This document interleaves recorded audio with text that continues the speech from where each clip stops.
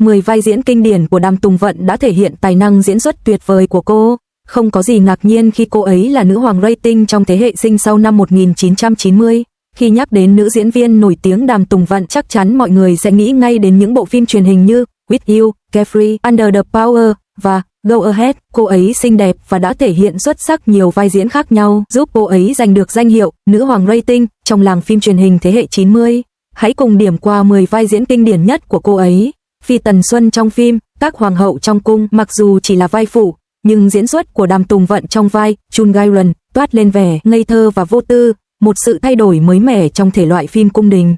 Dù thời lượng xuất hiện trên màn ảnh hạn chế, màn trình diễn của cô vẫn để lại ấn tượng sâu sắc và đánh dấu một tác phẩm quan trọng thời kỳ đầu sự nghiệp, nơi cô bắt đầu tỏa sáng. Những người dân nước Thư Vệ của Ji Nha Ying. Đây là một bộ phim tâm lý tuổi mới lớn với nhân vật nữ chính mạnh mẽ.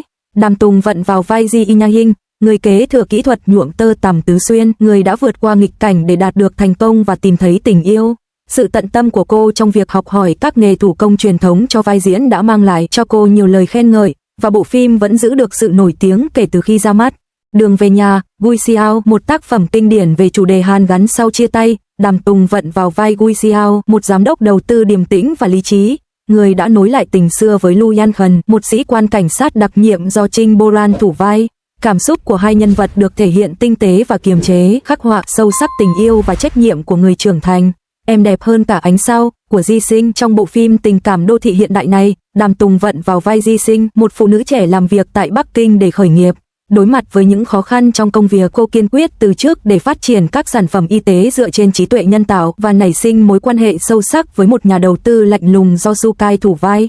Bộ phim tập trung vào sự độc lập và theo đuổi sự nghiệp của phụ nữ, tạo được sự đồng cảm mạnh mẽ với khán giả trẻ. Bước đi ngược gió của Chen Xiao. Trong lần đầu tiên thử sức với thể loại phim hàng không, Đàm Tùng Vận vào vai Chen Xiao, một nữ phi công thẳng thắn, hợp tác cùng Wang Kai để khắc họa sự trưởng thành song song của cô trong cả sự nghiệp và cuộc sống cá nhân. Bộ phim miêu tả chân thực ngành hàng không dân dụng với cốt truyện tình yêu tự nhiên và độc đáo, và đã nhận được nhiều lời khen ngợi.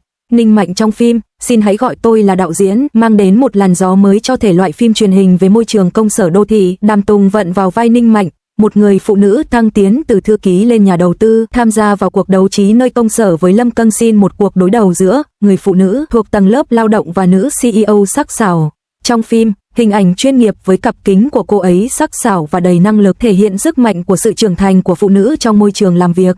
Công chúa Ninh An và Tiểu Giao trong Cuộc sống vô tư. Bộ phim này kết hợp các yếu tố của ba kiếp người, một mối tình cấm đoán giữa người và yêu quái cùng những câu chuyện trinh thám nhiều tập, sở hữu một cốt truyện mới lạ. Đàm Tùng Vận và Hou Minh Hao có sự ăn ý không thể phủ nhận. Đàm Tùng Vận vào vai hai nhân vật, công chúa Ninh Nhan lạnh lùng và kiên quyết 100 năm trước và tiểu yêu tinh nghịch và vui tươi 100 năm sau, thể hiện kỹ năng diễn xuất đáng khen ngợi.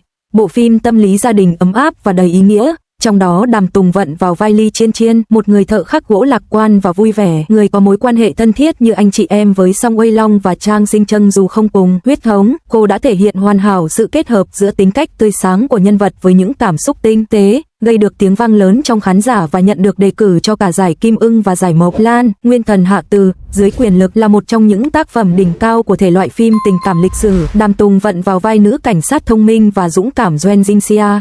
Cô và Louis Jorgen Chelen tủ vai tạo nên cặp đôi Jin Y, sự ăn ý của họ trên màn ảnh vô cùng tuyệt vời.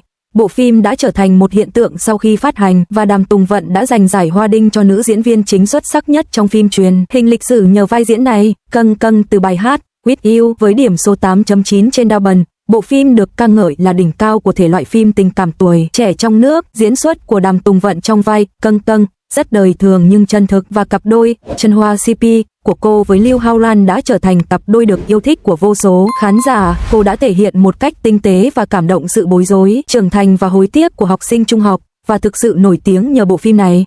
Tiếp theo, Đàm Tùng Vận sẽ tham gia diễn xuất trong các bộ phim truyền hình nổi tiếng như Lan Xiang Rugu và Me Mountain and Sea. Chúng ta cùng chờ đón những bất ngờ mà cô ấy sẽ mang đến trong tương lai.